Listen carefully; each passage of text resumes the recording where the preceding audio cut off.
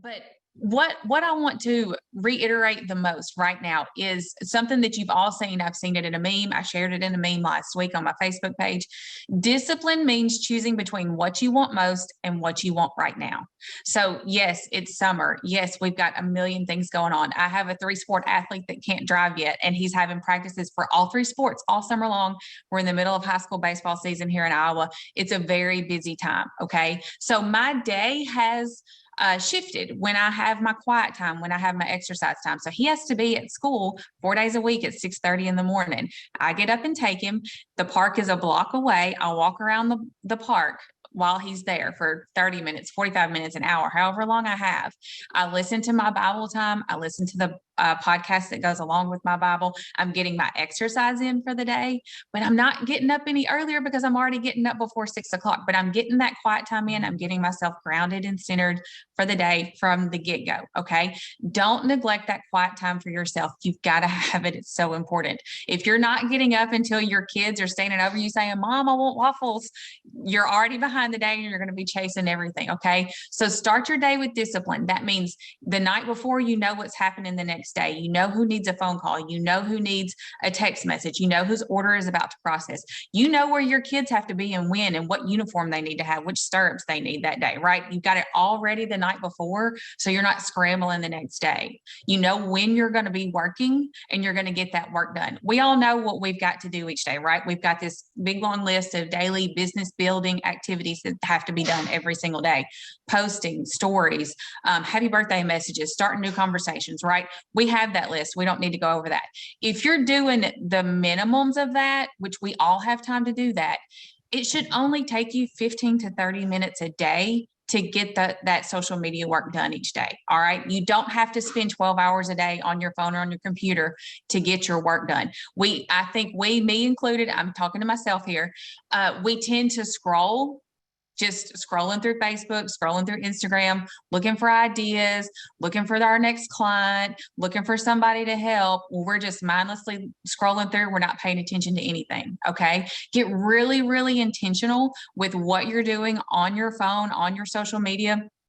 Know what you're going to post. You have schedules you can use, Stairway, Fast Track, whatever you like. Follow that posting pattern. Then if your kid hits a home run at his baseball game that night, be sure and share that too. It's okay if you post more than once a day. You want to show plenty of life along with all of the things that brand you as a health coach. And you can do that with minimal time each day. Okay. Don't get caught up thinking I have to be present at all times in the name of working when you may not be really making any traction. Spend a little bit of time, I already said this quickly, but in the morning or the night before, know what's going on the next day.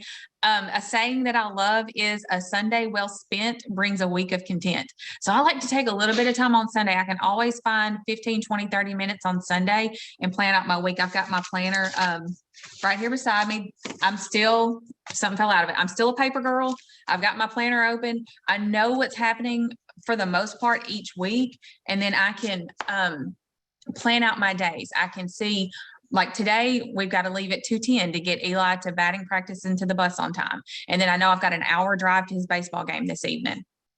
So I know that means that I need to have a good lunch and I need to have fuelings packed and water bottles packed with me so that I'm not eating hot dogs and nachos at the concession stand, because that's not getting me anywhere closer to my goals. And I've had hot dogs and nachos. They're not worth it, right? I'm going to take my cinnamon sugar sticks. I'm going to take my chocolate fudge crisp bar, and I'm going to keep working towards what I'm working towards. So be sure that you're prepared. You know what's going on day to day. So not only to get your work done, but also that lets you know where you can build in some fun space with your kids or for yourself if your kids are out of the house.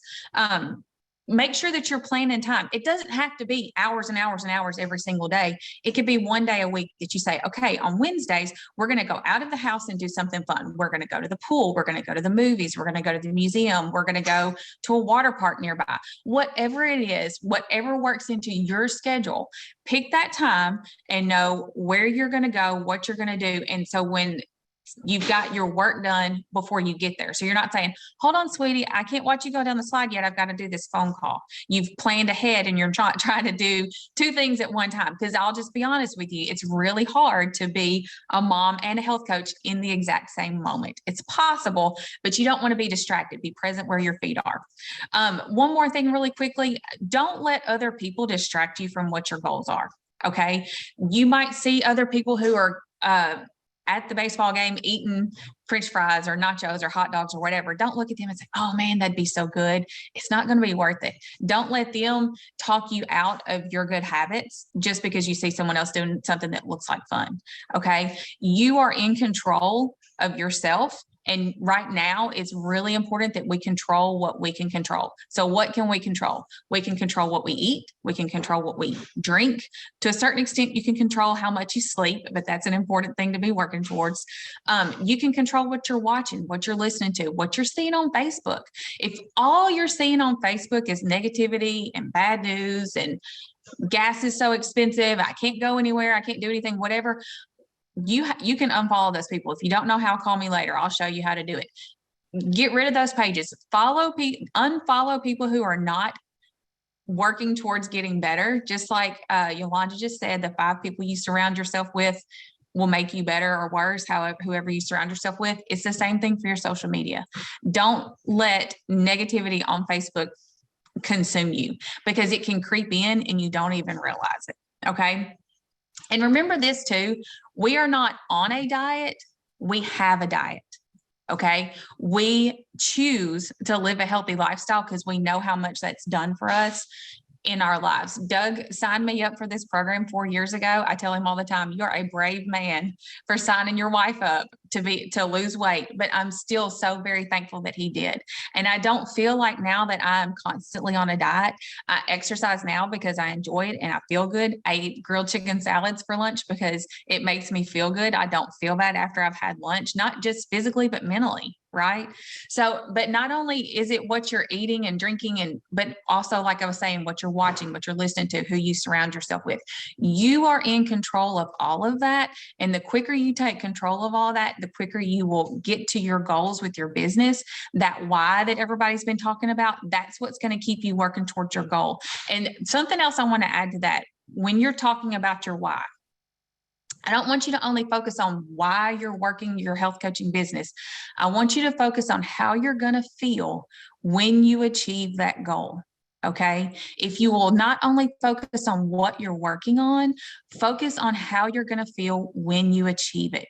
Whatever your goal is, if it's to be able to get a pedicure every month, or to have $1,000 in savings in an emergency fund, or pay cash for a new car, whatever your goal is, whether it's little bitty or it's great, big, huge, remember what it's going to feel like when you say, oh yeah, I have an appointment at 10 o'clock to go get a pedicure, and I'm going to go in there and I'm going to get the deluxe, and I'm not going to feel guilty about spending that extra $15 on myself.